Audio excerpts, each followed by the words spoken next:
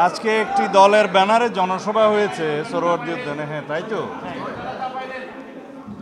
তাদের দাবি অনুসারে সংস্কার এবং বিচার তো চলমান প্রক্রিয়া চলবে। সংস্কারও হবে, বিচারও হবে, চলমান প্রক্রিয়া।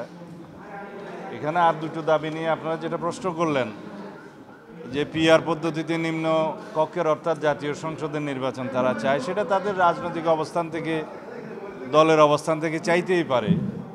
কিন্তু বাংলাদেশের বাস্তবতায় এবং ইতিপূর্বে সংস্কার কমিশনে আমাদের সাথে যেভাবে আলোচনা হয়েছে, সেই পিআর পদ্ধতির নির্বাচনের মধ্যে আমরা কোনো ঐক্যমত পাইনি। আর তাছাড়া বাংলাদেশে এই আনুপাতিক হারে নির্বাচনের জন্য কোনো ইতিহাস নাই এবং সংসদীয় রাজনীতি বা সংসদীয় নির্বাচনের ইতিহাস নাই। বাংলাদেশের রাজনৈতিক কালচারে সেটা একটা নতুন আইডিয়া, যার জন্য অনেক রকমের পরীক্ষা নিরীক্ষা পৃথিবীর বহু দেশে হয়েছে, সেটা কখনো দেখেছি আমরা আমাদের এই দেশের জন্য প্রযোজ্য নয়। এবং যেখানে যেখানে প্রযোজ্য আছে সেখানে অনেক জটিল অবস্থা। আনুপাতিক হারে নির্বাচনের ক্ষেত্রে কোনো সংসদীয় এলাকার ভোটারগণ জানবেন না যে কে তাদের এমপি হবে। তাছাড়া তাদের এমপিদের কাছে তারা যে যাবেন, তারা নির্ধারিত কোনো ব্যক্তিকে খুঁজে পাবেন না। আর আনুপাতিক হারে নির্বাচনের কথা যারা বলছেন, তাদের একটা উদ্দেশ্য আছে। যারা স্থানীয় সরকারের নির্বাচন জাতীয় সংসদের নির্বাচনের আগে চায়, তাদের একটি উদ্দেশ্য আছে, হয় নির্বাচন বিলম্বিত করা অথবা বাংলাদেশে নির্বাচন না হওয়া। এটা তাদের উদ্দেশ্য থাকতে পারে।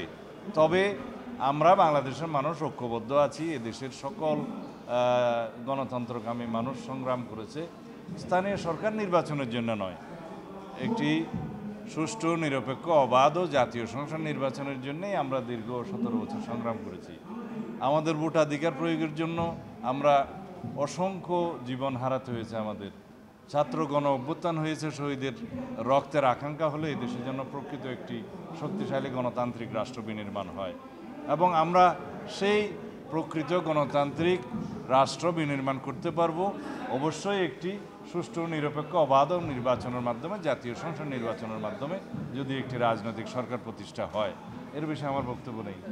কালকে কমিশনে আপনারা দেখেছি আলোচনার বেলা আপনি ভিতরে বক্তব্য বললেন, আসলে এই পিআর পদ্ধতি কোনোটাতেই আসলে একমত হচ্ছে না। এভাবে কতদিন আলোচনা চলবে? আসলে না, পিআর পদ্ধতির ইস্যু এখনো আসেনি। আসলে তখন আলোচনা করব। আপনাদের অবস্থান কি আছে এখন? আসলে এর বিপক্ষে আমরা পিআর পদ্ধতি তো আমরা অনেক আগেই প্রত্যাখ্যান করেছি। পিআর পদ্ধতি বাংলাদেশের রাজনৈতিক কালচারে, আমাদের ইতিহাসে, আমাদের ভোটের এই সিস্টেমে কখনো উপযুক্ত নয়। আমরা এখানে এক ব্যক্তির এক ভোট এবং সরাসরি ভোট, প্রত্যেকটা নির্বাচনী এলাকায় তার প্রতিনিধিকে সে ভোট দেবে এবং এটাকে বলা হয় ফার্স্ট পাস দি পোল।